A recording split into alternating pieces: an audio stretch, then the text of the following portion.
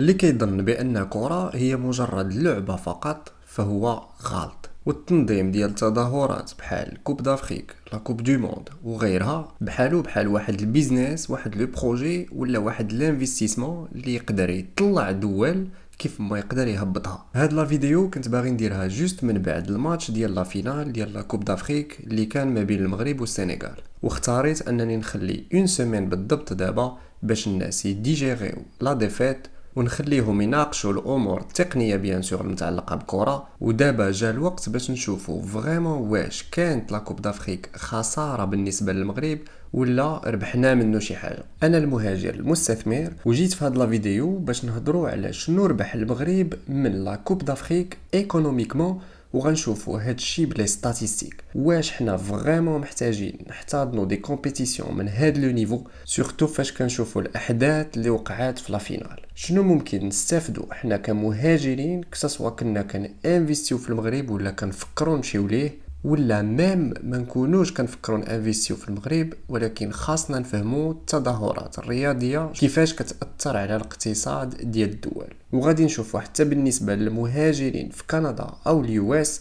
شنو ممكن يستافدوا قياسا على التجربه ديال المغرب في التنظيم ديال لا كوب دافريك، فيو كو لا كوب دو موند غادي تنظم دون كيلكو موا هاد العام اون 2026 في كندا، ميريكان والمكسيك. وما تنساوش ديروا لايك وتابوناو معنا في لاشين وتخليو لينا الاراء ديالكم في لي كومونتير. اول نقطه وهي شنو ربح المغرب من التنظيم ديالو لا كوب دافريك. بزاف ديال الناس ما عجبهمش هذاك الشيء اللي وقع طولون ديال لا كوب، سورتو منين شفنا دول اخرى اللي بدات كتبين واحد التعامل مع المغرب وتصرفات ما مزياناش اللي بينات على واحد النوع ديال الحسد وديال قلة الاحترام. وهذا الشيء كله كان سبب من الاسباب اللي خلاتنا اننا نخسروا هاد لاكوب. ولكن في الجانب المقابل ما نساوش بلي ان المغرب ربح في جوانب اخرى، ومنها الجانب الاقتصادي، الجانب ديال البراندين او التسويق ديال الصوره ديال البلاد، والجانب الدبلوماسي. والتنظيم ديال لا كوب دافريك كان بروفا ديال التنظيم ديال كاس العالم اللي غادي يكون ان 2030. وفاش كنهضروا على ليكونومي بالذات فبزاف ديال لي سيكتور استفدوا من التنظيم ديال لا كوب دافريك. اول سيكتور هو لو سيكتور ديال التوريزم اللي كانت الاستفاده مباشره او نيفو ديال الترونسبور، ديال لا ريستوراسيون، ديال لي بيزنس لوكو ولوتيلري الى اخره. والمغرب قدر يجينيري مليار فاصلة واحد ديال الدولار امريكي من خلال التنظيم ديالو ديال كاس افريقيا بان روتور سور انفستيسمون ديال 1.8. سيتادير كل دولار خسروا المغرب على التنظيم ربح فيه 1.8 دولار. وهاد الارباح مباشره. ما نساوش انه كاين ارباح اللي غادي تجنا في لو لون تيرم، سيتادير لانفراستركتور اللي دارت غادي تبقى وغادي يستافدوا منها بيان سور المواطنين، اضافه الى ان لو سيكتور ديال لو توريزم غادي يبقى في الانتعاشه اللي كان كيعرفها في السنين الاخيره. وهذا كيخدم بيان سور لو بروجي اللي غادا فيه المغرب او نيفو ديال التوريزم. وبالنسبه لي تيران والفلوس اللي تصرفات عليهم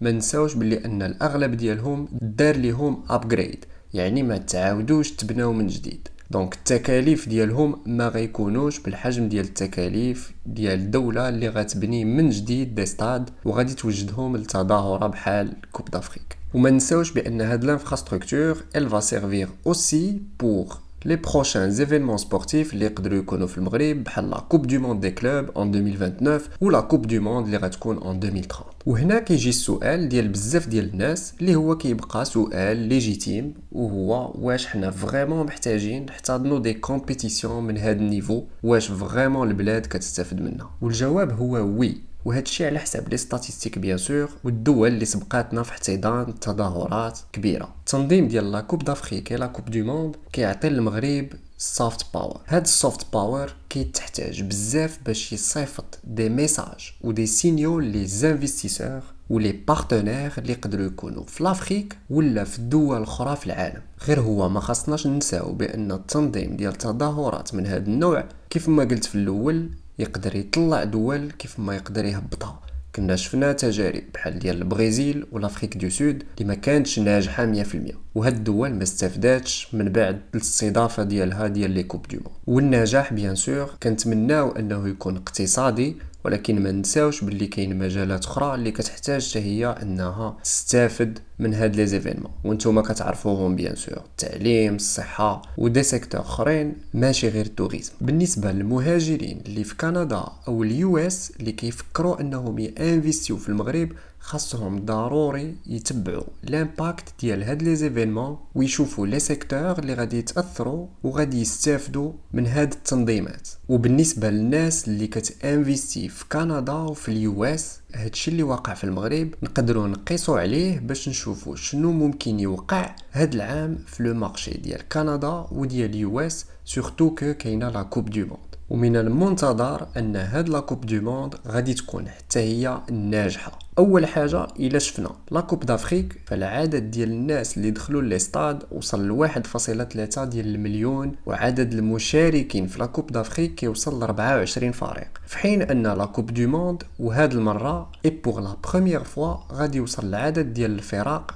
ل 48. يعني غادي ننتظروا تقريبا فوا 3 العدد ديال لي سبيكتاتور اللي غادي يدخلوا لي تيران باش يتفرجوا. اما بالنسبه للعوائد ديال لا كوب دو موند فغادي تكون كبيره بزاف بارابور لشنو كان في لا كوب دافريك. لا كوب دو موند ليشيل ديالها سي مونديال، لي زيكيب كيف ما قلنا 48 ايكيب بور لا بروميير فوا، وثلاثه ديال الدول اللي غادي يحتضنوها. وهاد الدول عندها ديجا اون بون انفراستركتور، يعني الانفستيسمون ما غاديش يكون كبير، لي تيران ديجا واجدين، طرقان، لي زوتيل، اي حاجه كتحتاجها تظاهره من هاد النوع ديجا كاين. دونك من المنتظر ان لو روتور سور انفستيسمون يكون كبير. ولكن شنو هما لي سيكتور اللي ممكن يستافدوا من لا كوب دو موند؟ وبالنسبه ليا لي سيكتور اللي غادي يستافدوا بشكل مباشر هما لو ترونسبور، كسوا ايريان ولا تيرستر، لو توريزم اللي فيه لوتيلري، لا ريستوراسيون وجميع لي زاكتيفيتي اللي يقدروا يداروا،